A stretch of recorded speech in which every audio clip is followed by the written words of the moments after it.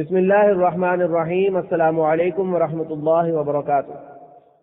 شعبہ سمع و بصر مرکزی انجمن خدام القرآن لاہور کی طرف سے صدر مؤسس مرکزی انجمن خدام القرآن، بانی تنظیم اسلامی اور داعی تحریک خلافت پاکستان محترم ڈاکٹر اسرار احمد صاحب کی ایک تقریر بعنوان حقیقت و اقسام شرک پیش خدمت ہے۔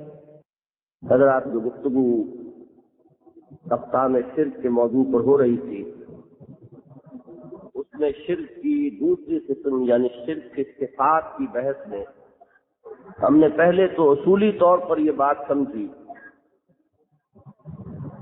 کہ صفات کے ذیل میں توحید کیا ہے، شرک کیا ہے، اور مغالطے کا اصل سبب کیا ہے۔ اصل سبب یہ ہے کہ الفاظ مشترک ہیں جو بطور صفات استعمال ہوتے ہیں، خالق کے لیے بھی مخلوق کے لیے۔ توحید یہ ہے کہ یہ بات پیش نظر رہے کہ خالق کی ذات بھی قدیم، اس کی صفات بھی قدیم، اس کا وجود بھی ذاتی، اس کی صفات بھی ذاتی، اس کی ذات بھی مطلق، اس کی صفات بھی مطلق۔ جبکہ ما سوی اللہ یا مخلوقات میں سے کوئی ہو کسے باشد، اس کا وجود بھی عطائی، اس کی صفات بھی عطائی، اس کا وجود بھی حادث، اس کی صفات بھی حادث، اس کا وجود بھی محدود، صفات بھی محدود۔ پھر میں نے عرض کیا تھا کہ اس ضمن میں جو مذہبی بحثیں ہیں ان سے قطع نظر جو اس دور کا سب سے زیادہ عام پھیلا ہوا شرک ہے وہ ہے مادہ پرستی۔ جیسے بت پرستی، جیسے سورج پرستی، مظاہر پرستی شرک ہے، وہاں یہ ہے کہ اس میں ڈنڈوت کی جاتی ہے، ہاتھ جوڑے جاتے ہیں، چڑھاوے چڑھائے جاتے ہیں، سجدے کیے جاتے ہیں۔ ویسے ہی مادہ پرستی شرک ہے، یہاں مادے کے لیے معبد نہیں ہے، سجدہ نہیں ہے، ہاتھ نہیں جوڑے جاتے، لیکن وہ ذہنی اور قلبی تعلق جو اللہ کی ذات کے ساتھ ہونا چاہیے، جس کا ایک جامع عنوان ہے توکل، جب یہ ذہنی اور قلبی تعلق اللہ کے ساتھ ساتھ مادے کے ساتھ بھی ہو جائے یا اللہ سے ہٹ کر مادے کے ساتھ ہو جائے تو یہ شرک ہے، شرک فی التوکل۔ اور اس میں جیسا کہ میں نے عرض کیا، اس دور میں جس طریقے سے کہ وہ فکر چھایا ہوا ہے، اس کے اعتبار سے شاذ ہی کوئی ہوگا اللہ کا بندہ جو اس سے بچا ہوا ہو، کوئی کم کوئی زیادہ۔ یہ وہ مرض ہے کہ جس میں آج انسان ایک عالمگیر پیمانے پر مبتلا ہے۔ اب اس کا ذرا پھر تجزیہ کیجئے کہ یہ شرک ہے کیا۔ انسان کا ایک طرف تو اپنی صلاحیتوں، اپنی قوتوں، اپنی ذہانت پر اعتماد کہ یہ میں کر رہا ہوں، میں نے کیا ہے، میری صلاحیت کا ظہور ہے، میرے کام کا نتیجہ ہے۔ پھر جو کچھ بھی مادی اسباب و وسائل جمع ہو ان پر توکل اور بھروسہ، یہ کچھ میرے پاس ہے، یہ سامان میں نے مہیا کر لیا ہے، یہ وسائل میں نے فراہم کر لیے ہیں، ان سے یہ نتائج نکل آئیں گے۔ جب یہ کیفیت، یہ ایک ایٹیچیوڈ ہے، مینٹل ایٹیچیوڈ، انسان کے سوچنے کا ایک انداز، اس کی ذہنی روش ہے، یہ روش جب پیدا ہوتی ہے تو یہ ہے شرک فی التوکل۔ اس کے لیے میں نے ایک تو مثال دی آپ کو سورہ بنی اسرائیل میں، جہاں فرمایا کہ وَلَا اللہ تتخذوا من دونی وکیلا۔ سورہ کہف میں وَلَا تَقُولَنَّ لِشَيْءٍ إِنِّي فَاعِلٌ ذَلِكَ غَدًا إِلَّا أَن يَشَاءَ اللَّهُ وَاذْكُر رَّبَّكَ إِذَا نَسِيتَ وَقُلْ عَسَىٰ أَن يَهْدِيَنِي رَبِّي لِأَقْرَبَ مِنْ هَٰذَا رَشَدًا۔ اس سے آگے چل کر ہم سورہ کہف میں دیکھتے ہیں کہ ایک پورا رکوع ہے جس میں اسی شرک کی مختلف پہلوؤں سے وضاحت ہوئی۔ یہ 5واں رکوع ہے سورہ کہف کا، اور اس میں 2 اشخاص کا مکالمہ بڑی تفصیل سے نقل ہوا ہے یہ بھی ہو سکتا ہے کہ یہ واقعہ ہو، یہ بھی ہو سکتا ہے کہ یہ تمثیلی پیرایا ہو۔ وَاضْرِبْ لَهُم مَثَلَ الرَّجُلَيْنِ، دو اشخاص کا انہیں اے حضور صلی اللہ علیہ وسلم اے نبی ان کے سامنے مثال بیان کیجئے۔ یہ دو اشخاص کون تھے؟ ایک درویش خدا مست، اس کے پاس دنیاوی اسباب و وسائل اور مال و دولت نہیں تھی، لیکن یہ کہ اللہ پر یقین تھا، توکل تھا، معرفت خداوندی اور اللہ پر ایمان سے سرشار، درویش خدا مست۔ اور دوسرا تھا سرمایہ دار مال مست۔ اس میں قرآن مجید نے یہ شرح کی ہے، جعلنا لأحدهما جنتين من عناب وحففناهما بنخل وجعلنا بينهما زرعا كلتا الجنتين آتت أكلها ولم تظلم منه شيئا وفجرنا خلالهما نهرا وكان له ثمر۔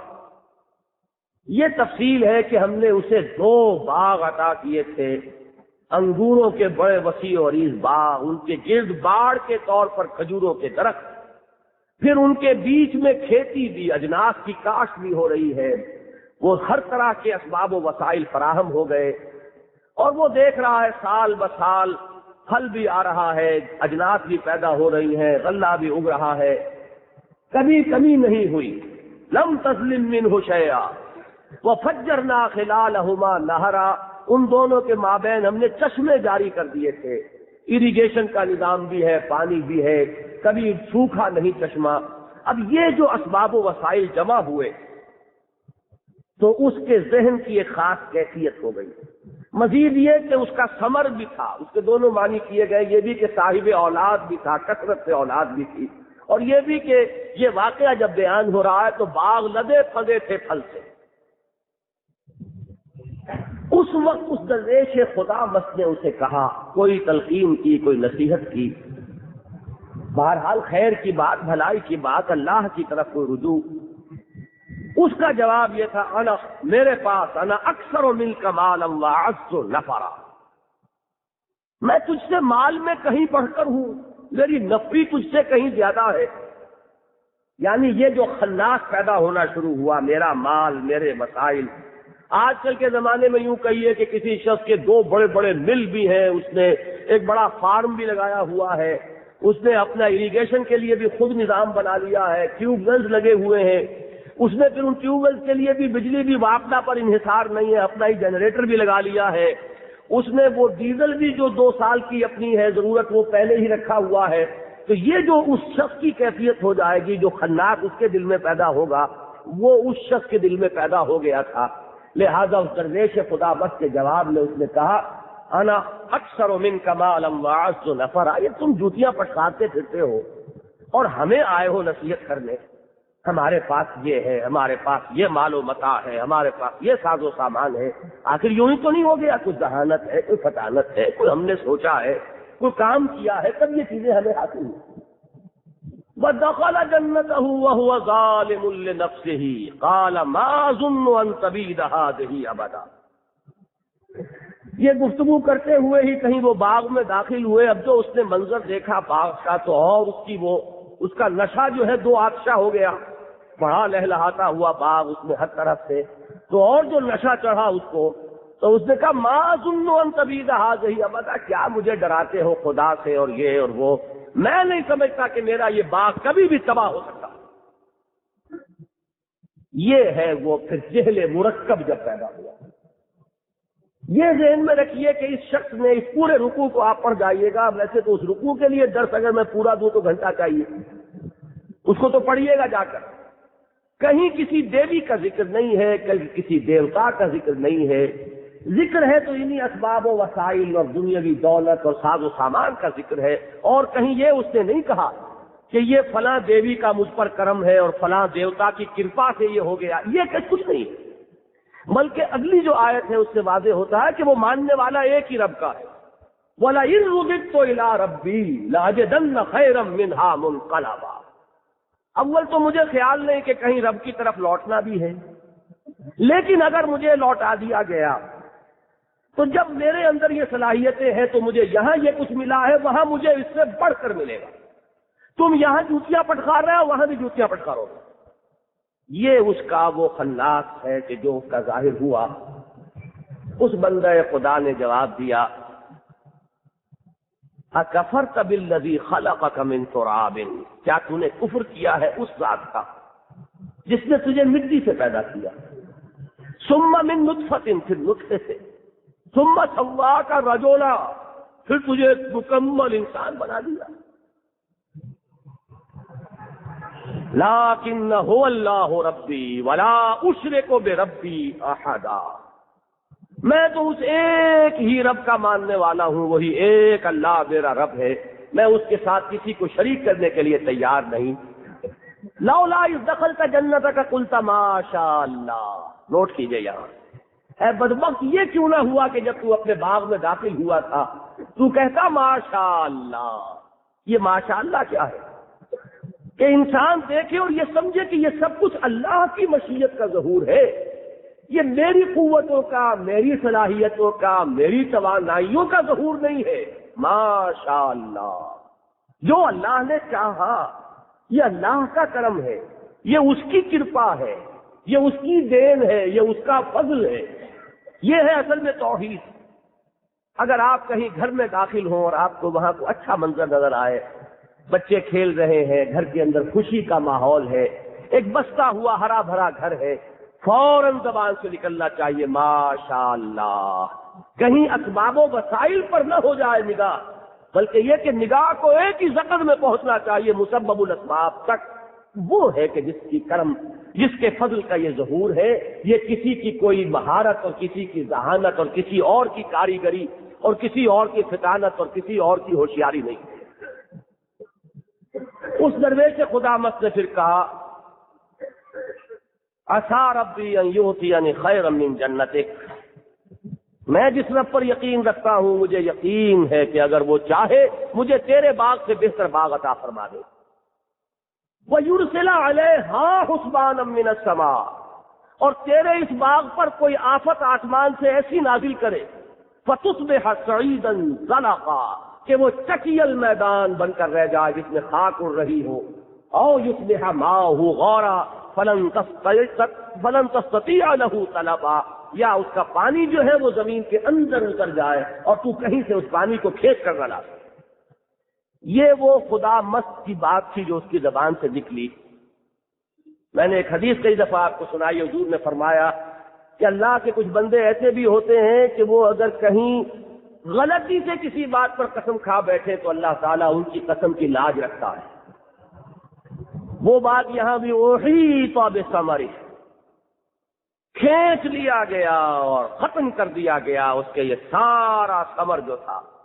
ہو سکتا ہے کہ کوئی ایسی وبا آئی ہو کہ ساری اولاد بھی ہلاک ہو گئی، اور ایک ہی کوئی بگولا کافی ہے کہ جو اس پورے کے پورے باغ کو جھلسا کر اور چلا گیا ہو۔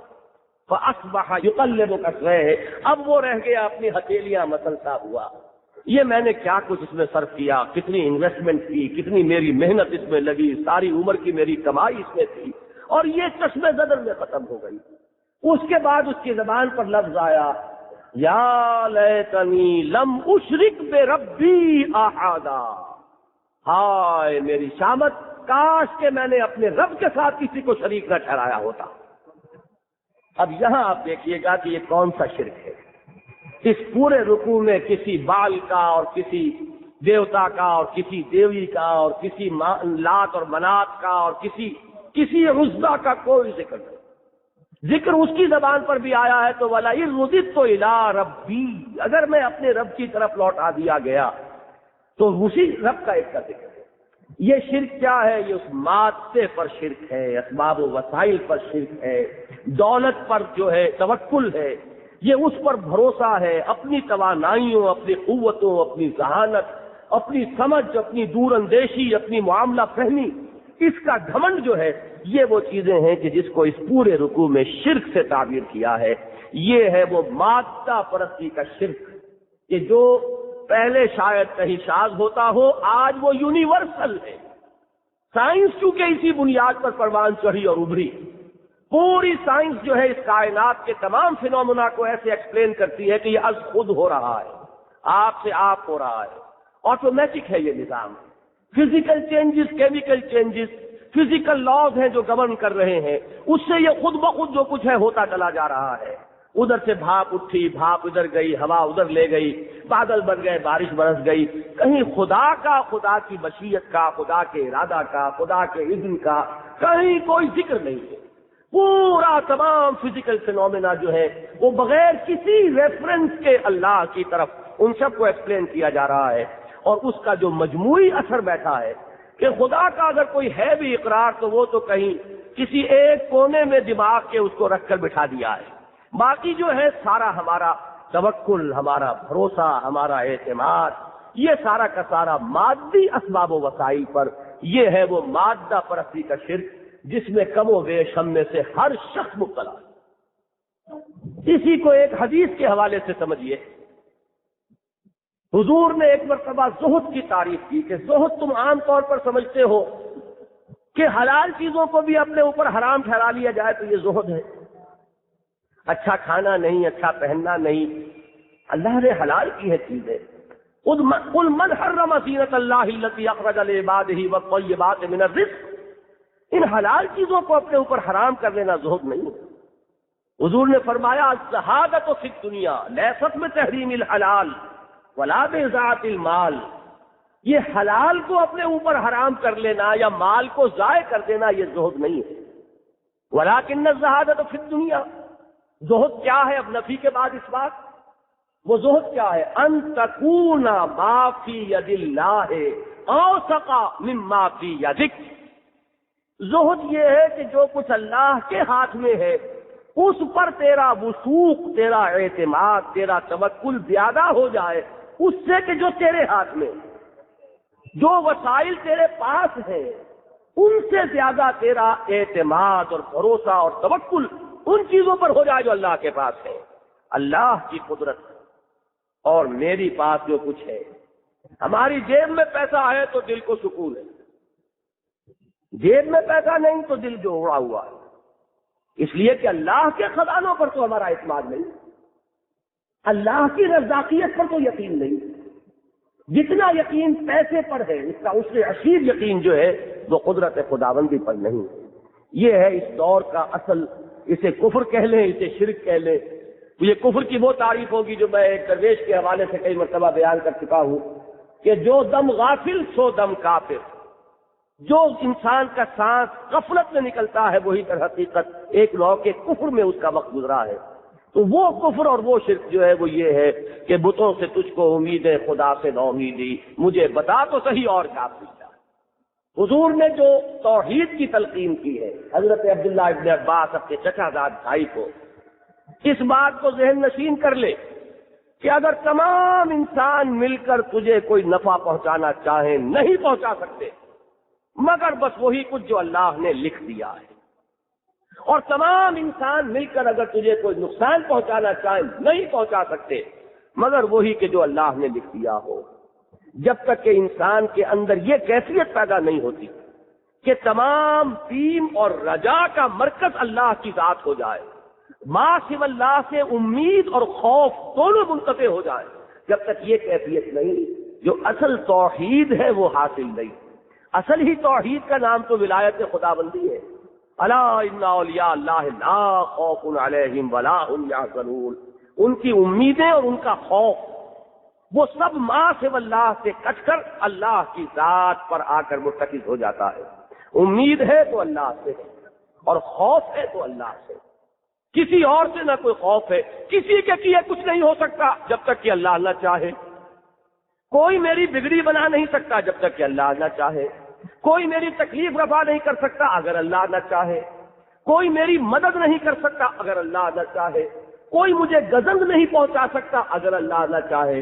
तो मां से वास्ते खौफ और उम्मीद दोनों का जब तक कि मुनक़ते हो जाने की कैफियत न हो जाए, और ये दोनों जब तक कि अल्लाह की जात के साथ मुंसलिक न हो जाए, तौहीद की लज्जत इंसान को हासिल नहीं होती। तौहीद का लज्जत आशना इंसान नहीं बनता। वैसे ये है कि जबान से वो तो बड़ा आसान है, ला इलाहा इल्लल्लाह कह देना, उसमें तो जाहिर बात है कोई मुश्किल नहीं। ये है वो तौहीद जिससे आज का इंसान इस मादा परस्ताना फिक्र की वजह से बहुत महरूम हो चुका है।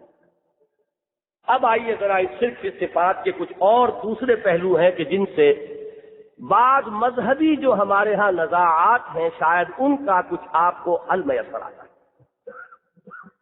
دیکھیے صفات باری تعالیٰ کے باب میں ایک بات تو یہ جان لیجئے کہ اگرچہ اللہ تعالیٰ کے لیے بہت سے الفاظ قرآن مجید میں استعمال ہوئے ہیں بطور صفت بھی بطور اسماء بھی، اسماء و صفات میں بہت تھوڑا فرق ہے۔ جب اس کو حالت نکرہ میں لاتے ہیں وہ صفت ہے، جب وہ الف لام لگ کر معرفہ بن جاتی ہے وہ اللہ کا نام ہے۔ سمیع یہ صفت ہے، اللہ سننے والا ہے۔ السمیع یہ اللہ کا نام ہو گیا، اور اللہ تعالیٰ کی معرفت جو ہے ہماری وہ اسماء و صفات ہی کے حوالے سے ہے۔ آمنت باللہ کما ہوا باسمائہ و صفاتہ، میں اللہ پر ایمان لایا جیسا کہ وہ اپنے اسماء اور صفات سے ظاہر ہے۔ تو ہمارا سارا جو بھی ذہنی اور قلبی رشتہ اللہ کے ساتھ ہے وہ اس کے اسماء و صفات کے حوالے سے۔ قرآن مجید یہ بھی کہتا لہ الاسماء الحسنی، جتنے اچھے نام ہیں اسی کے۔ پھر یہ بھی کہتا ہے کہ جو قرآن مجید میں نام آ گئے ہیں وہ تو یقیناً اللہ کے ہیں، جن صفات کا اثبات ہو گیا ہے وہ تو اللہ کے لیے ثابت ہے۔ تو وہ ویسے تو بہت ہو جائیں گی، لیکن چند صفات کو بنیادی قرار دیا گیا ہے کہ بقیہ صفات انہی کی فروع ہے۔ مثلا صفت علم یہ ایک بنیادی صفت ہے۔ اب سمیع ہے، بصیر ہے، لطیف ہے، خبیر ہے، یہ سب اسی سمیع کی شاخیں ہیں۔ وہ سننے والا ہے، وہ دیکھنے والا ہے، وہ بہت باریک بین ہے، وہ بہت باخبر ہے، یہ سب کیا ہے؟ یہ تمام اصل میں علم ہی کے مختلف شعبے ہیں، اسی کی شاخیں۔ اسی طرح وہ قدیر ہے، علی کل شیء قدیر، القادر۔ اب اسی میں آپ دیکھیں گے کہ اللہ کے بہت سے نام اس کے ذیل میں آ جائیں گے۔ المعز، المذل، عزت دینے والا وہ، ذلیل کرنے والا وہ، الرافع، الخافض، اٹھانے والا وہ، گرانے والا وہ، الباسط، القابض، کشادگی دینے والا بھی وہ اور تنگی دینے والا بھی وہ۔ اب یہ تمام کیا ہے؟ اس کی صفت قدرت کی شرح ہے، اس کی شاخیں ہیں، اس کی کرولویز۔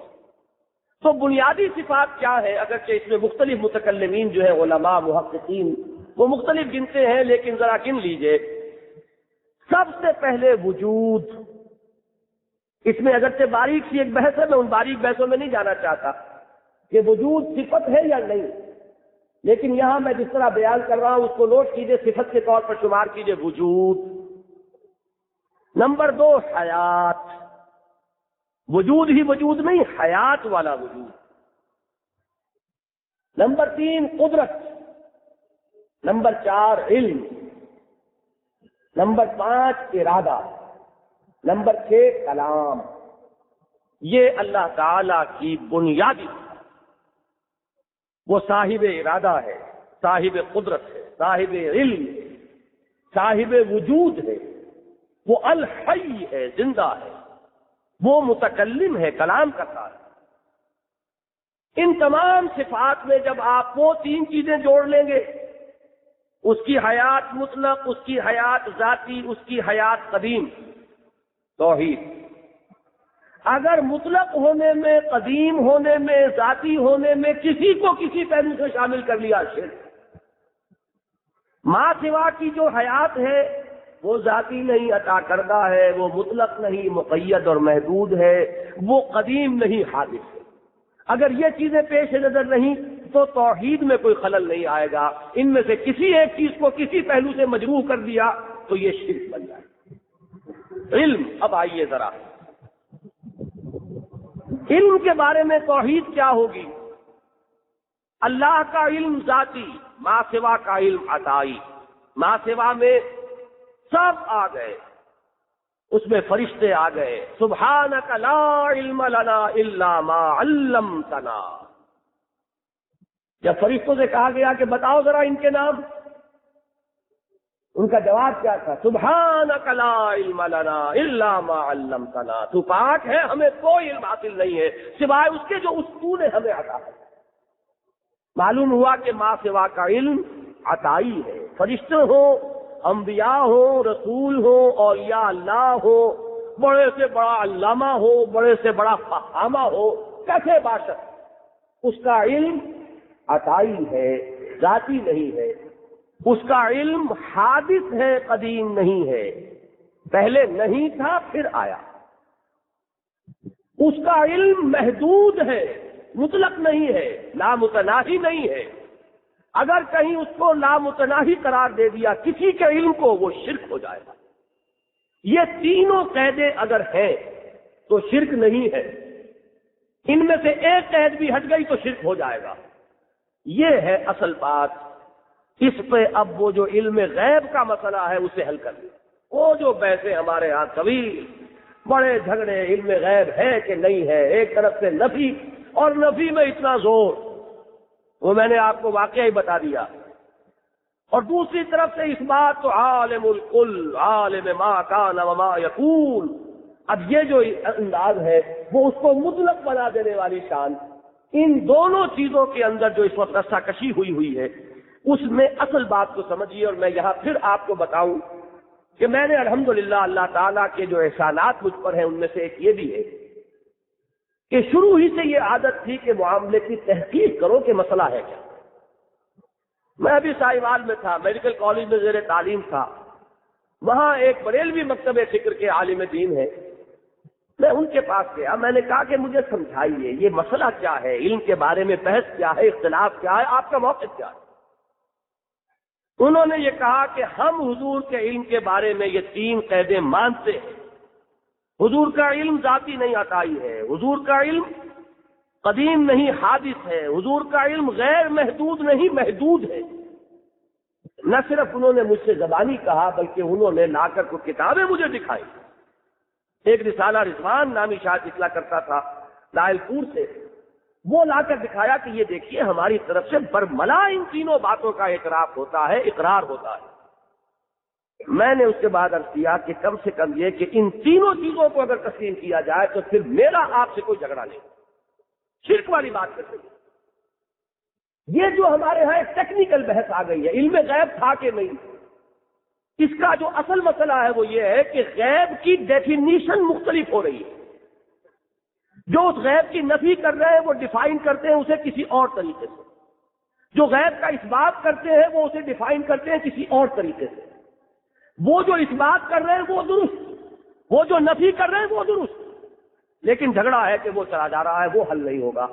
وہ در حقیقت ان دونوں کا محل جو ہے، موقف جو ہے، خاص طور پر غیب کی جو ڈیفینیشن کر رہے ہیں وہ مختلف ہے. جھگڑا اس میں. اصل بات کیا ہے جان لیجئے کہ غیب کا لفظ ہے ہمارے اعتبار سے، اللہ کے لیے کوئی غیب ہی نہیں ہے. وہ عالم الغیب والشہادہ جو قرآن مجید میں آتا ہے بار بار، تو اللہ تعالیٰ کے تو غیب ہے ہی نہیں. ہر شے عام واحد میں اس کے سامنے حاضر ہے. غیب کا کیا سوال ہے؟ اللہ کے لیے غیب کا تصور بھی آپ کریں گے تو کفر ہو جائے گا. تصور بھی کہیں آگے اللہ کے لیے غیب کا تو کفر ہو جائے گا. یہ لفظ جو استعمال ہوا یہ ہمارے اعتبار سے ہوا ہے. جو چیزیں اللہ نے انسانوں کی نگاہ سے اوجھل رکھی ہیں وہ غیب ہے. اس لیے کہ ہمیں امتحان کے لیے یہاں بھیجا. اگر سارے حقائق ہماری نگاہوں کے سامنے ہو تو امتحان کیسا پھر؟ جنت نگاہوں کے سامنے اور دوزخ نظر آ رہی ہو تو کوئی ابو جہل کا باپ بھی ہوگا جو کفر کرے گا؟ سوال ہی پیدا نہیں ہو. دوزخ بھڑک رہی ہو سامنے نگاہوں کے اور فرشتے نگاہوں کے سامنے موجود ہو تو کون فرعون، کون نمرود، کون ابو جہل ہوگا جو انکار کرے؟ وہ تو سب کے سبھی مان لے آئیں گے. وہاں تو سب سے پورے مومن ہوں گے. یہ اس لیے کہ وہ غیب جو ہے وہ اس وقت شہادہ بن کر سامنے آ جائے. تو امتحان قائم ہے. یؤمنون بالغیب، امتحان اسی میں تو ہے. مانو ہمیں غیب میں رہتے ہوئے، مانو فرشتوں کو اس کے باوجود کہ وہ تمہاری نگاہوں سے اوجھل ہیں، مانو جنت اور دوزخ کو اس کے باوجود کہ وہ تمہارے لیے غیب ہے. یہ غیب کا لفظ ہے اصل میں. اس کو اگر سمجھ لیا جائے تو جھگڑا ہی نہیں. اب یہ جو پردہ حائل کر دیا گیا انسانوں کے علم کے آگے اور تقسیم کر دیا گیا علم کو شہادہ اور غیب میں، اللہ تعالیٰ جس کو نبوت عطا کرتا ہے اسے اس غیب والے علم میں سے کچھ حصہ دیتا ہے تبھی تو وہ نبی بنتا ہے. اگر اس کا علم بھی میرے علم کی طرح ہو تو نبی کیسے ہوں گے؟ اسے تو جنت کی سیر کرائی جاتی ہے، جو میرے لیے غیب مطلق ہے، اسے دوزخ کا مشاہدہ کرایا جاتا ہے جو ہمارے لیے غیب ہے۔ فرشتے اس کے سامنے ہیں، فرشتے کو اس کی اصل ملکی شکل میں حضور نے دیکھا 2 مرتبہ۔ وَلَقَدْ رَآهُ نَزْلَةً أُخْرَىٰ عِندَ سِدْرَةِ الْمُنتَهَىٰ عِندَهَا جَنَّةُ الْمَأْوَىٰ إِذْ يَغْشَى السِّدْرَةَ مَا يَغْشَىٰ مَا زَاغَ الْبَصَرُ وَمَا طَغَىٰ لَقَدْ رَأَىٰ مِنْ آيَاتِ رَبِّهِ الْكُبْرَىٰ۔ یہ مشاہدات عالم غیب کے ہیں کہ عالم شہادت کے؟ یہ ساری سیر جو ہو رہی ہے، یہ جنت اور دوزخ کے جو مشاہدات کرائے جا رہے ہیں، یہ عالم ملکوت کے جو پردے اٹھائے جا رہے ہیں، حضرت ابراہیم کے بارے میں آیا۔ اسی طرح ہم نری ابراہیم ملکوت السماوات والارض، آسمانوں اور زمین کے ملکوت کا مشاہدہ کراتے رہے ابراہیم۔ تو معلوم ہوا کہ نبوت اپنی اصل کے اعتبار سے جس کو عام انسانوں کے لیے غیب کہا گیا ہے، اس میں سے کچھ حصہ دیا جاتا ہے تب نبوت ہے، ورنہ نبوت کا سوال ہی نہیں۔ اس کو قرآن میں واضح کر دیا سورہ جن میں، لا یظہر علی غیبہ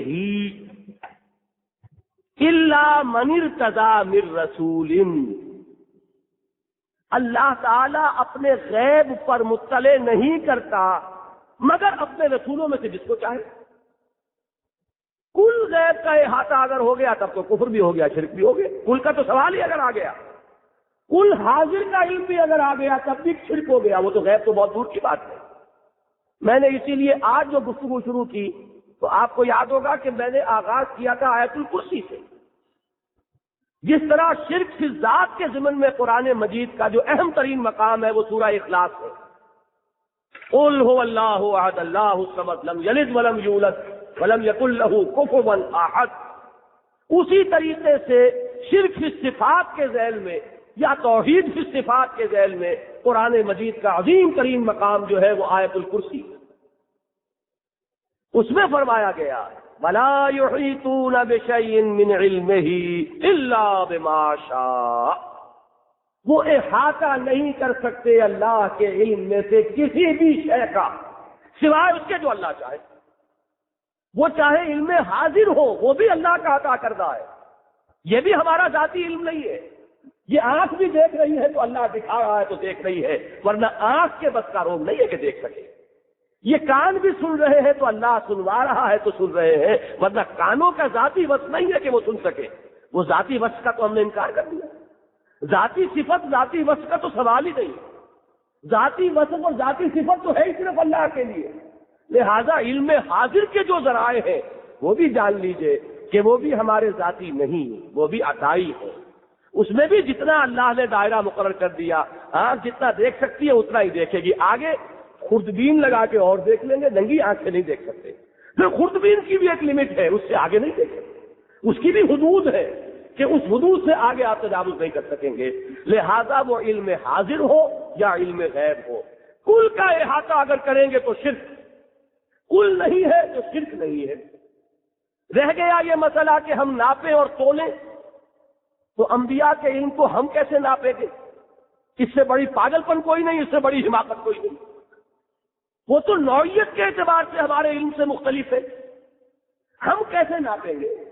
ہمارا علم علم بالحواس، ہمارا علم علم بالعقل، اور وہ علم بالوحی، سورس ہی مختلف ہے، نوعیت مختلف ہے۔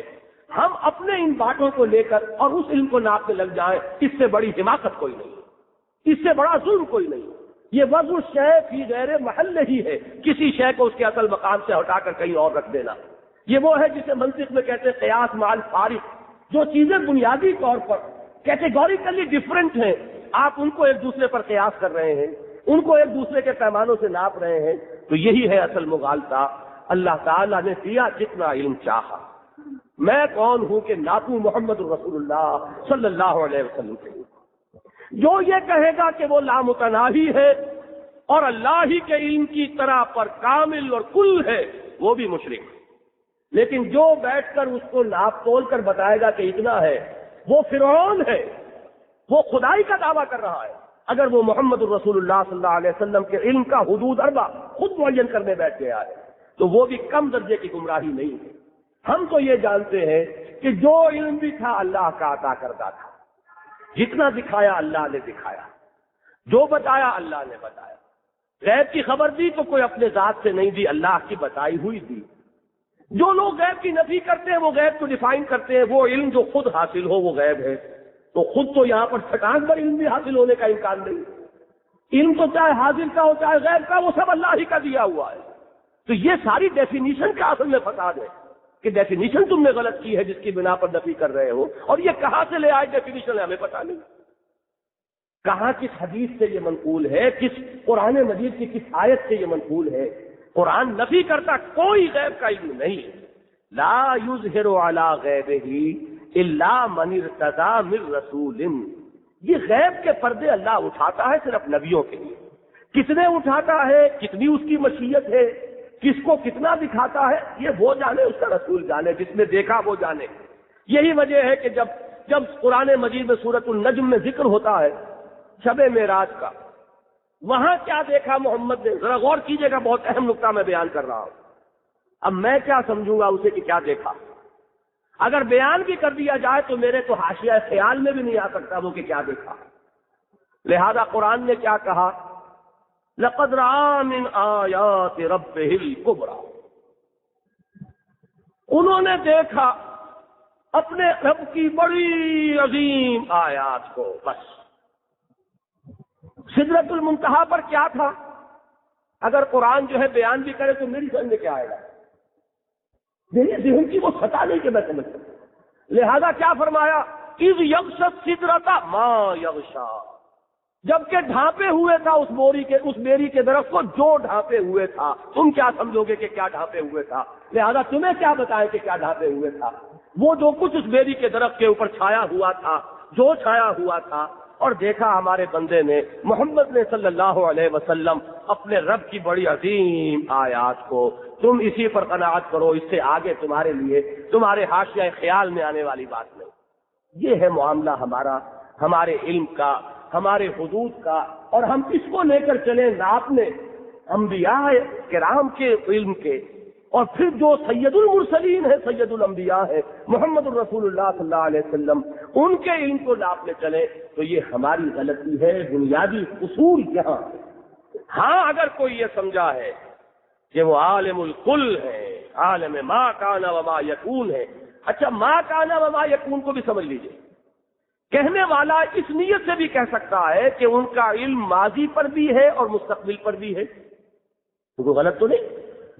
ماضی کی بھی بہت سی خبریں حضور کو دی گئیں، مستقبل کی بھی بہت سی خبریں حضور کو دی گئیں. جب تک کہ کہنے والا اس احاطے کے ساتھ نہ کہے کہ کل ماضی اور کل مستقبل کا علم ان کے پاس ہے، تب تک وہ بات نہیں ہوتی. وہ صرف دو کیٹیگریز کے اعتبار سے. جب حضور قرآن مجید کے بارے میں بھی یہ بیان کرتے ہیں صلی اللہ علیہ وسلم کہ فیہ نبأ ما قبلکم و خبر ما بعدکم، اس میں جو کچھ تم سے پہلے ہوا ہے اس کی بھی خبریں ہیں، اور جو کچھ تمہارے بعد ہونے والا ہے اس کی بھی خبریں ہیں. تو قرآن میں اگر ماضی کی خبریں بھی ہیں اور مستقبل کے بھی حالات کے اشارے موجود ہیں، تو کیا محمد الرسول اللہ صلی اللہ علیہ وسلم قرآن کا علم بھی نہیں رکھتے کہ انہیں معلوم نہ ہو کہ ماضی میں کیا ہوا ہے اور مستقبل میں کیا ہوا؟ ساری فساد کی جڑ اگر ہے تو ایک لفظ کل ہے. کل آ گیا تو کفر بھی ہے اور شرک بھی ہے. یہ کل کی شان صرف اس کی ہے وحدہ لا شریک کی. وہ بے کل شیء علیم ہے، وہ علی کل شیء قدیر ہے. یہ کل کا لفظ تو اگر آپ لے آئے تو ایبسولوٹ ہو گیا، ایبسولوٹ ذات اللہ کی. یہ تو ہو گیا شرک، یہ ہو گیا کفر. یہ نہیں ہے تو پھر یہ کہ یہ ایک لفظی نزاع ہے، صرف اصطلاح کا جھگڑا ہے، ڈیفینیشن کا ٹکراؤ ہے. ورنہ واقعہ یہ ہے کہ کوئی بنیادی مسئلہ اختلافی موجود نہیں. اور آگے آئیے. اب اس کو تو میں نے ذرا تفصیل سے بیان کر دیا، اس لیے کہ یہ ہمارے ہاں کے بڑے محتم بشان مسائل میں سے ہے جو حل نہیں ہو رہے. باقی ذرا تھوڑی تھوڑی سی جھلک دکھاتا چلوں. ارادہ ہم بھی کرتے ہیں، ارادہ اللہ کا بھی ہے، لیکن وہ فعال لما یرید ہے. جو ارادہ کرے کر گزرنے والا، کسی اور کی یہ شان نہیں. سب کے ارادے اللہ کے ارادے کے تابع ہیں. اللہ کا ارادہ مطلق کسی کے تابع نہیں، اسے کہیں سے سینکشن نہیں لینی. میں نے جیسا کہ مثال دی ہے کئی مرتبہ، وہ فرعون جو خدائی کا مدعی تھا، وہ لاچار اور بے بس ہو کر رہ گیا، وہ حضرت موسیٰ کو قتل کرنے کا ریزولوشن اپنے وہاں دربار میں پیش کرتا ہے، اور درباری جو ہے وہ نہیں مانتے اور فرعون کے ہاتھ بن گئے۔ یہ مطلق شان اللہ کی، فعال لما یرید، وہ جو چاہے جو ارادہ کر لے کر گزرنے والا۔ مشیت، کوئی بات جس پر کہ حضور نے ٹوک دیا تھا، میری مشیت کو خدا کی مشیت کے مد مقابل نہ لے آنا کہیں۔ اجعلتنی للہ ندن، کیا تم نے مجھے خدا کا مد مقابل بنا دیا؟ مشیت مطلق صرف اس کی، یفعل ما یشاء، یخلق ما یشاء، بار بار ملے گا، یہدی من یشاء، یضل من یشاء، جس کو چاہے ہدایت دے، اس کا اختیار مطلق ہے، تم روک نہیں سکتے اس کا ہاتھ، وہ چاہے تو ابو جہل کو ہدایت دے دے آنے واحد میں، جس کو چاہے بخش دے، یغفر لمن یشاء ویعذب من یشاء، جس کو چاہے عذاب دے اور جس کو چاہے بخش دے۔ اگر وہ ابو جہل کو بخشنا چاہے کون روکے گا؟ اور اگر وہ کسی بڑے سے بڑے نیک آدمی کو جہنم میں جھونکنا چاہے، اس کا اختیار مطلق ہے، کوئی نہیں روک سکتا۔ یہی وجہ ہے، مسئلہ سمجھ لیجئے، یہاں پر ہمارے اور شیعہ حضرات کے مابین عقائد میں ایک بڑا بنیادی اختلاف ہے، وہ یہ ہے کہ ہم اللہ پر عدل واجب نہیں سمجھتے، جبکہ شیعہ جو علم کلام ہے اس میں اللہ پر عدل واجب ہے، مجرم کو سزا دینا واجب ہے اور بے گناہ کو سزا نہ دینا واجب ہے۔ ہمارے نزدیک یہ نہیں ہے، وہ مالک الملک، مختار مطلق، مشیت مطلقہ کا حامل ہے، وہ بڑے سے بڑے نیکوکار کو جہنم میں جھونکے تو اختیار ہے۔ یہ ہم جانتے ہیں وہ نہیں جھونکے گا، یہ بات دوسری ہے، ڈی فیکٹو کی پوزیشن جو ہے وہ کیا ہے، وہ اور ہے، لیکن اس پر کوئی چیز واجب نہیں۔ جب کسی پر کوئی چیز واجب ہو گئی وہ مطلق شان نہیں رہی۔ ہمارے نزدیک تو اللہ کی شان ہے ہی مطلق، اس کا اختیار مطلق کا رہا، وہ تو ایک قانون کا پابند ہو گیا، وہ تو جو قانون اس نے خود بنائے اس کا بھی پابند نہیں، جب چاہے توڑ دے۔ آگ میں جلانے کا وصف رکھا، جب چاہے اسے وصل کر لے، پانی میں سطح برقرار رکھنے کا وصف رکھا، جب چاہے اسے کم کر لے۔ وہ اپنے بنائے ہوئے قانون جب چاہے توڑے، اس کا مختار مطلق ہے۔ وہ اپنے ملک میں جس طرح چاہے تصرف کرے، اس کے اختیار مطلق ہے۔ وہ جس کو چاہے بخش دے، یغفر لمن یشاء ویعذب من یشاء، یضل من یشاء ویہدی من یشاء، اس کی تو مشیت ہے۔ اور ہماری مشیت، وما تشاءون الا ان یشاء اللہ، اس کے دو ترجمے کیے گئے ہیں، بڑے پیارے ہیں۔ تمہارے چاہے کچھ نہیں ہوگا جب تک وہ نہ چاہے، یہ تو ہے نتیجے کے اعتبار سے، لیکن لفظی ترجمہ نہیں ہے، یہ محتاط ترجمانی ہے۔ تمہارے چاہے کچھ نہیں ہوگا جب تک کہ وہ نہ چاہے، لیکن اس کا ترجمہ یہ بھی ہوگا تم چاہ بھی نہیں سکتے جب تک کہ وہ نہ چاہے، تمہاری چاہ بھی اس کی مشیت کے تابع۔ یہ ہے اصل میں وہ مطلق مشیت، کہ تمہاری مشیت بھی اس کی مشیت کے تابع، تم چاہ ہی نہیں سکتے جب تک کہ وہ نہ چاہے۔ یہ ہے اصل میں توحید کا وہ مقام کہ جہاں فنا ہو جاتا ہے انسان کا ارادہ، اللہ کے ارادے میں فنا ہو گیا، جو تو چاہے بس، میں کون اور میری چاہ کیا اور میری مشیت کیا اور میرا ارادہ کیا۔ اس میں جو چوٹی کی بات ہے وہ کہہ کے میں آگے گزروں گا، مشیت کی یہ بحث سب سے ذرا دھوکہ ہو سکتا تھا نا، کہ جو سید المرسلین محبوب رب العالمین، دھوکہ انہی کے بارے میں ہو سکتا تھا۔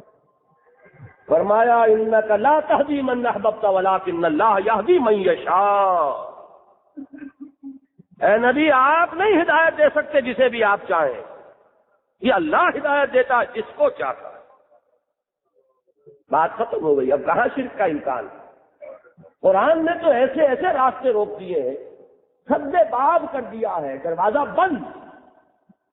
اور یہ سارا معاملہ جو خاص طور پر میں نے پچھلی مرتبہ آپ کو بتایا تھا، حضور کے معاملے میں یہ انداز تخاطب ہے ہی اس لیے کہ کہیں شائبہ بھی پیدا نہ ہو جائے مغالطے کا، اسی کا تو نتیجہ ہے کہ الحمدللہ یہ امت جو ہے بحیثیت مجموعی بچی ہوئی۔ اب آگے آئیے، حیات کی طرف آئیے، ہم بھی زندہ وہ بھی زندہ، لیکن ہماری زندگی اول تو یہ کہ اپنی نہیں، لائی حیات آئے قضا لے چلی چلے، کوئی ہے جو کہہ سکے جتنا چاہے جیے؟ وہ حیات جو ہے عطائی ہے۔ نمبر 2، اس حیات کا دار و مدار اسباب پر ہے۔ کھاؤ گے تو زندہ رہو گے، نہیں تو مر جاؤ گے۔ آکسیجن میں رہے تو مر جاؤ گے۔ اگر مسلسل تمہیں جگائے رکھے 15-20 دن تو موت واقع ہو جائے گی۔ معلوم ہوا کہ یہ حیات بڑی ہی کمزور حیات، بڑی ہی بیچارہ زندگی، بڑی ہی مجبور زندگی، دوسروں کے بل پر قائم، سہاروں کے بل پر، یہ کرچز کے بل پر ہے یہ جو چل رہا ہے سلسلہ۔ کھاؤ گے تو زندہ اور نہیں کھاؤ گے تو مر گئے۔ یہ حیات جس کے ساتھ ذوق ہے، جس کے ساتھ احتیاج ہے، جس کے ساتھ آرام کی ضرورت ہے، جس کے ساتھ نیند ہے، اور وہ حیات کیا ہے؟ کوئی آیت الکرسی کی طرف ریفر کیجئے۔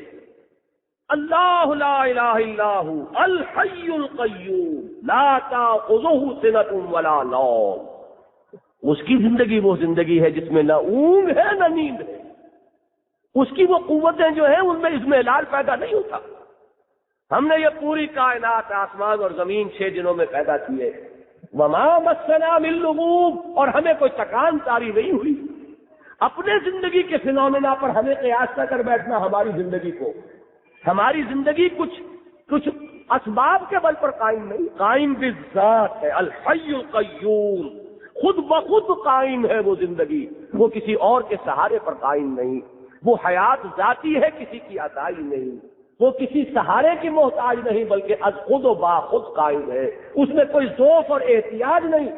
لا تاخذہ سنۃ ولا نوم، اس میں کبھی کسی تکان کا کوئی شائبہ نہیں۔ اب آپ سوچئے، اس زندگی کو اس زندگی کے مقابلے میں زندگی کہا جا سکتا ہے؟ یہ تو صورت زندگی ہے، زندگی نہیں ہے۔ زندگی کہاں ہے؟ یہ لفظ ذرا غور سے سنیے، صورت حیات ہے، حیات نہیں ہے۔ حیات تو صرف اللہ کے لیے۔ صورت علم ہے ہمارے پاس، علم نہیں ہے۔ العلم صرف اللہ کے لیے۔ ایک صورت ہے ارادے کی ہمارے اندر، ارادہ کہاں ہے؟ ارادہ حقیقتاً مطلقاً صرف اللہ کے لیے۔ ایک جھلک سی ہے مشیت کی ہمارے اندر، مشیت کہاں؟ مشیت صرف اس کے لیے۔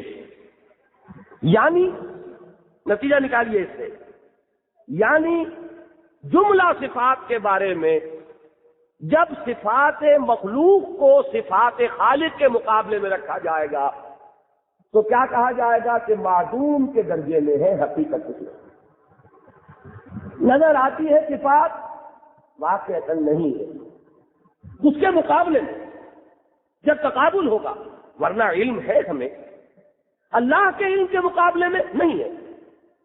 حیات ہے ہمارے اندر، حیات خداوندی کے مقابلے میں نہیں ہے۔ ہر چند کہے کہ ہے، نہیں ہے۔ ارادہ، مشیت، علم، قدرت اللہ کے مقابلے میں نہیں ہے۔ میں ایک بہت اہم بحث کی طرف جا رہا ہوں، اس کو ذرا اچھی طرح، یہ جو ہم نے الجبرا کا فارمولہ یہاں نکالا اس کو پہلے پلے باز لیجیے۔ اس کے لیے سند لے آؤں حضور کے قول سے۔ دعائے استخارہ وہ ہے جس کے بارے میں صحابہ کرام یہ فرماتے ہیں کہ حضور نے ہمیں کس طرح تلقین فرمائی، جیسے قرآن مجید۔ اس دعا کی عظمت کا یہ عالم، اللہم انی استخیرک بعلمک واستقدرک بقدرتک واسألک من فضلک العظیم۔ اے اللہ، میں تیرے علم سے خیر کی بھیک مانگتا ہوں۔ استخارہ خیر طلب کرنا۔ وَأَسْتَقْدِرُكَ بِقُدْرَتِكَ، تیری قدرت سے قدرت کی بھی بھیک مانگتا ہوں۔ وَأَسْأَلُكَ مِن فَضْلِكَ الْعَظِيمِ، اور اے رب میں تیرے فضل عظیم سے کچھ سوال کر رہا ہوں، وہی بھیک مانگنا ہے۔ حضرت موسیٰ علیہ السلام کے جو الفاظ سورہ قصص میں آئے، رب انی لما انزلت الی من خیر فقیر، اے رب تو جو بھی میری جھولی میں ڈال دے میں اس کا محتاج ہوں اور فقیر ہوں۔ مقام عبدیت تو یہی، انتم الفقراء الی اللہ، تو یہ تین جملے بڑے عجیب ہیں مقام عبدیت کی وضاحت کے لیے. انی استخیرک بعلمک واستقدرک بقدرتک واسألک من فضلک العظیم. اب اگلے دو ٹکڑے دیکھیے. فإنک تقدر ولا اقدر وتعلم ولا اعلم. یہ کیا بات کہہ دی حضور نے؟ اگر اس کو الفاظ پر آپ محمول کریں گے تو یہ جھوٹ قرار پائے گا. اگر آپ نے اس کو تقابل میں نہ رکھا، مجھے کوئی علم حاصل نہیں، جھوٹ ہو جائے گا. علم تو ہمیں بھی حاصل ہے کچھ نہ کچھ. حضور کا تو کہنا ہی کیا، مجھے کوئی قدرت حاصل نہیں. کیسے؟ اصل میں یہاں تقابل ہے. تیرے علم کے مقابلے میں میرا علم نفی ہے، زیرو ہے. تیری قدرت کے مقابلے میں میری قدرت نفی ہے، زیرو ہے. تو جب صفات باری تعالیٰ کے ساتھ تقابل ہوگا تو مخلوق کی صفت معدوم کے درجے میں شمار ہوگی. حضرت موسیٰ علیہ السلام کا جو واقعہ سورہ کہف میں ہے، اگرچہ یہ تفصیل اس میں نہیں ہے لیکن اسی سفر کا واقعہ ہے. کیوں یہ سیر کرائی تھی حضرت موسیٰ کو، جاؤ ہمارے ایک بندے کے پاس جسے ہم نے علم لدنی عطا فرمایا ہے. وہاں آتا ہے روایات میں کہ حضرت خضر نے، اگرچہ ان کا نام قرآن میں نہیں ہے، حضرت موسیٰ کو بتایا ہے موسیٰ یہ جو کشتی کے کنارے پر آ کر یہ چڑیا بیٹھ گئی اور اس نے سمندر میں چونچ ڈال کر پانی پیا، اس پانی کو کوئی نسبت ہے اس سمندر کے پانی سے؟ کوئی نسبت. کتنا پانی اس کی چونچ میں آیا اور یہ پانی جو اس سمندر میں ہے، کوئی ریشیو پروپورشن؟ جان لو کہ کل مخلوقات کے علم کو اللہ کے علم کے مقابلے میں یہ نسبت بھی حاصل نہیں. یہ ہے علم کا مقابلہ. تو اللہ کے علم کے مقابلے میں حضور فرما رہے ہیں انک تقدر ولا اقدر ولا تعلم ولا اعلم. اسی کو اب آخری بحث جو ہے اس مسئلے کے اس پر لے آئیے. یہ ہے وحدت الوجود کی بحث. وجود اللہ کا مطلق ہے، اللہ کا وجود ذاتی ہے، اللہ کا وجود قدیم بھی ہے اور دائم بھی ہے. ما سوا کا وجود عطائی ہے، وجود محدود ہے، وجود حادث اور فانی ہے. گویا کہ وجود تو اسی کا ہے، کسی کا کوئی وجود ہے ہی نہیں. یہ ما سوا سے وجود کی نفی، یہ وحدت الوجود. وجود ایک ہے، صرف اس کا ہے اور کسی کا کوئی وجود نہیں. یہ در حقیقت اس توحید کی صفات کی بلند ترین منزل ہے. جو یہاں نہیں پہنچا فکری سطح کے اعتبار سے جان لیجئے وہ توحید کی آخری منزل تک نہیں پہنچا. لیکن ہوا یہ ہے اس معاملے میں، میں اس لیے اس کو ذرا تھوڑا سا اس وقت بیان کر رہا ہوں کہ اس میں بڑا سوء ظن ہے ہمارے بہت سے لوگوں میں خلوص کے ساتھ کہ وہ ہمارے صوفیاء کرام میں سے جو وحدت الوجود کے قائل ہیں، جو زیادہ منہ پھٹ ہیں، وہ ان کو مشرک بھی کہہ دیتے ہیں. لیکن یہ کہ باقی لوگ بھی یہ تو کہیں گے گمراہی کی طرف چلے گئے، اس لیے کہ وہ کنفیوز کر رہے ہیں. وہ جو پینتھیزم تھا جو بیان کیا تھا اس کو کنفیوز کر رہے اس وحدت الوجود سے. اس کو میں نے بھی کہا تھا کہ وہ شرک ہے، وہ کفر ہے. اس میں اور اس میں فرق کیا ہے جان لیجئے. وہاں جو میں نے مثال آپ کو بتائی تھی کہ برف پگھل کر پانی بن گیا تو پانی ہی برف ہے، برف معدوم ہو گیا پانی ہے، لیکن پانی ہی برف ہے. اس اعتبار سے یہ کائنات حقیقت قرار پاتی ہے، خدا اس میں گم ہو جاتا ہے. یہ بالکل برعکس ہے اس کے جو یہ نظریہ ہے کہ حقیقت وجود صرف خدا کے لیے ہے، ماں سوا کا وجود ہی نہیں. تو زمین و آسمان کا فرق ہو گیا. اس میں وہ حقیقت، مخلوق حقیقت، خالق اس میں گم. یہاں خالق کی اصل حقیقت اور مخلوق کا وجود گم. تو یہ تو ضد ہے ایک دوسرے کی، برعکس ہے ایک دوسرے کے. اس کو کنفیوز کر لیا گیا ہے جس کی وجہ سے بہت سے لوگوں کو مخالفہ. اب اس کو ہمارے ہاں ابن عربی کا فلسفہ، پھر مولانا روم ہو، پھر ہمارے ہاں بڑے بڑے جتنے بھی مشہور ہیں وہ سب اس سے قائم. جب اس کا کنفیوژن زیادہ ہوا تو اس میں اصلاح کی. حضرت مجدد الفسانی رحمۃ اللہ علیہ نے وحدت الوجود کے بجائے وحدت الشہود کا نظریہ پیش کیا. وہ نظریہ کیا ہے ذرا اس کو سمجھ لیجئے کہ اس کائنات کے اور اللہ کے وجود کے تقابل میں یہ بات کہی جا رہی ہے کہ حقیقی وجود صرف اللہ کا ہے. یہ وجود اعتباری ہے. یہ جیسے سایہ ہوتا ہے, درخت ہے اس کا وجود ہے, اس کا سایہ زمین پر پڑ رہا ہے, اس کا کیا وجود ہے؟ نظر تو آ رہا ہے نا, سایہ ہے, اس کا وجود کوئی نہیں. یہی ہے اس کائنات کی حقیقت. یہ ساری کائنات اللہ تعالیٰ کے اسماء و صفات کے اضلال ہیں, سائے ہیں, ان کی کوئی حقیقت نہیں. کل ما فی الکون وہم و خیال اور رکوس فی المرایا و ظلال.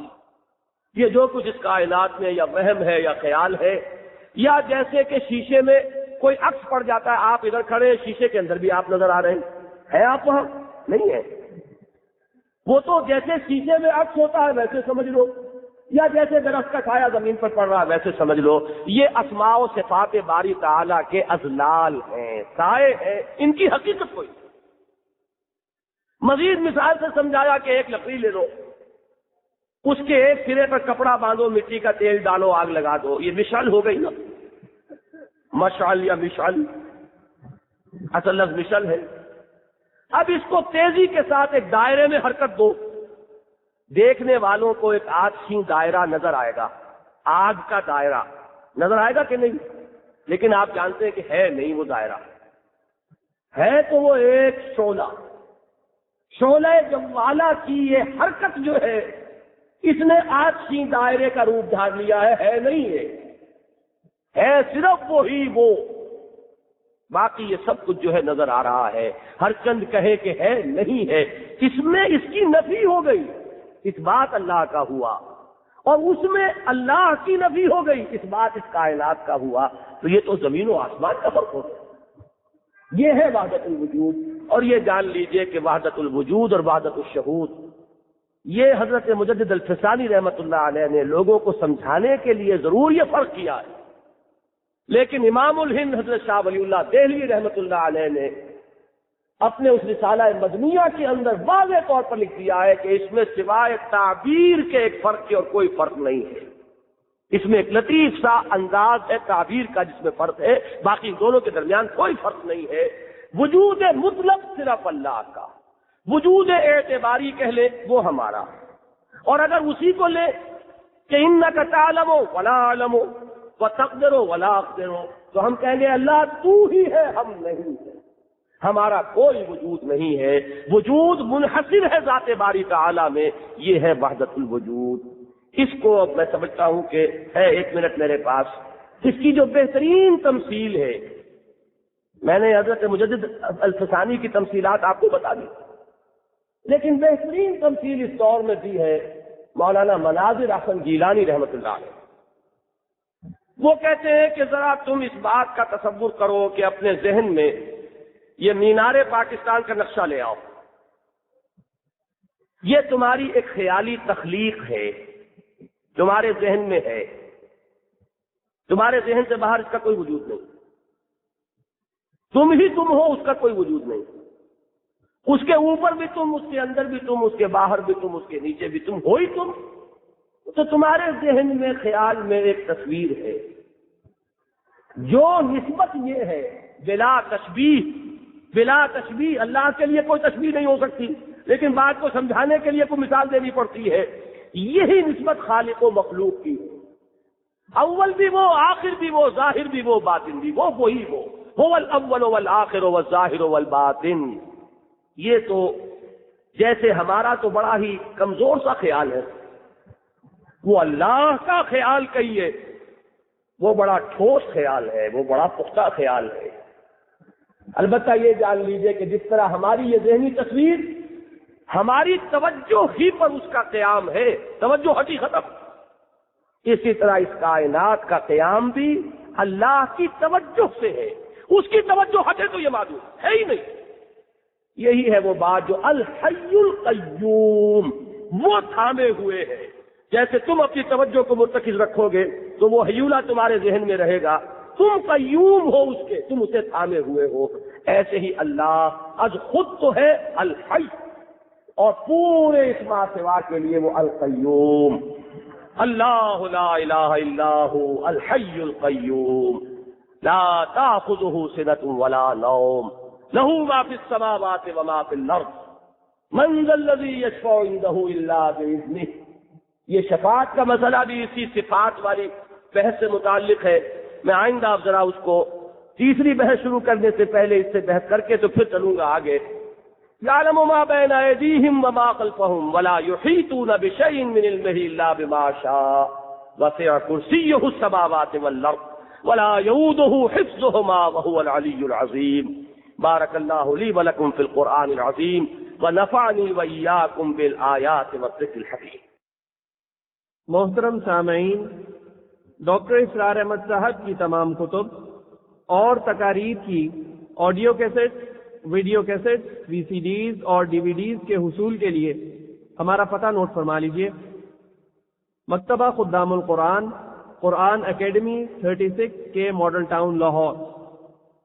ہمارے فون نمبرز ہیں 586-9501، 586-9502 اور 586-9503۔ ہماری ویب سائٹ کا پتہ ہے www.tanzeem.org۔